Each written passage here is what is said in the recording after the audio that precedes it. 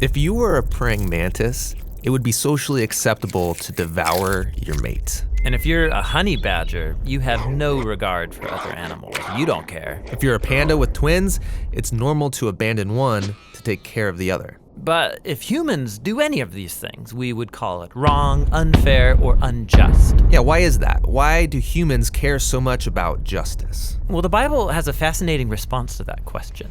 On page 1, humans are set apart from all other creatures as the image of God. Yeah, God's representatives who rule the world by his definition of good and evil. And this identity, it's the bedrock of the Bible's view of justice. All humans are equal before God and have the right to be treated with dignity and fairness no matter who you are. And that would be nice if we all did that.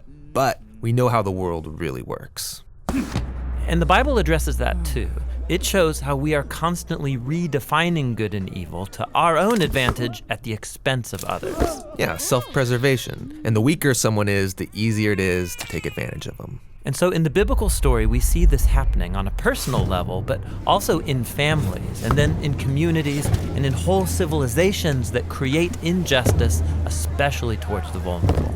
But the story doesn't end there. Out of this whole mess, God chose a man named Abraham to start a new kind of family. Specifically, Abraham was to teach his family to keep the way of the Lord by doing righteousness and justice. Yeah, doing righteousness, that's a Bible word I don't really use, but what comes to mind is being a good person. But what does that even mean, being good? The biblical Hebrew word for righteousness is tzedakah, and it's more specific. It's an ethical standard that refers to right relationships between people. It's about treating others as the image of God, With the God-given dignity they deserve. And this word justice, it's the Hebrew word mishpat. It can refer to retributive justice. Like if I steal something, I pay the consequences. Exactly.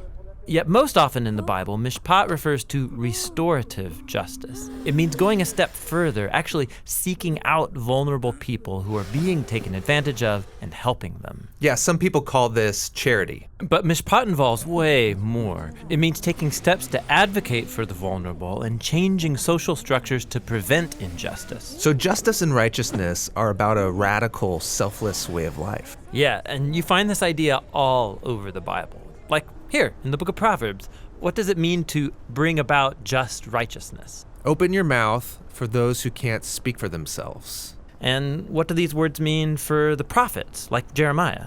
Rescue the disadvantaged, and don't tolerate oppression or violence against the immigrant, the orphan, and the widow. And like here, look in the book of Psalms. The Lord God upholds justice for the oppressed, gives food to the hungry, and sets the prisoner free. But he thwarts the way of the wicked. Whoa, he thwarts the wicked? Yeah, in Hebrew, the word wicked is rasha. It means guilty or in the wrong. It refers to someone who mistreats another human, ignoring their dignity as an image of God. So justice and righteousness is a big deal to God. Yes, it's what Abraham's family, the Israelites, were to be all about. They ended up as immigrant slaves being oppressed unjustly in Egypt. And so God confronted Egypt's evil, declaring them to be rasha, guilty of injustice. And so he rescued Israel.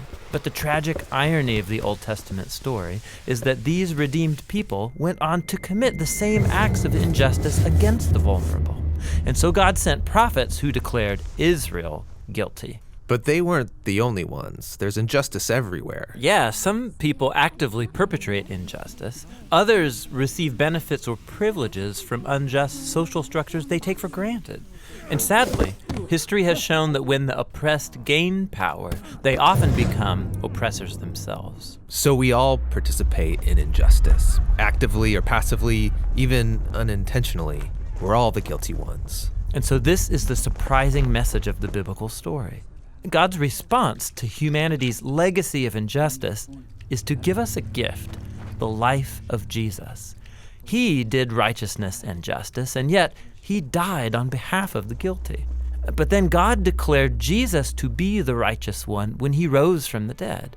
And so now Jesus offers his life to the guilty so that they too can be declared righteous before God, not because of anything they've done, but because of what Jesus did for them. The earliest followers of Jesus experienced this righteousness from God, not just as a new status, but as a power that changed their lives and compelled them to act in surprising new ways. Yeah, if God declared someone righteous when they didn't deserve it, the only reasonable response is to go and seek righteousness and justice for others. This is a radical way of life, and it's not always convenient or easy. It's courageously making other people's problems my problems. This is what Jesus meant by loving your neighbor as yourself. It's about a lifetime commitment fueled by the words of the ancient prophet Micah. God has told you, humans, what is good, and what the Lord requires of you is to do justice, to love mercy, and to walk humbly with your God.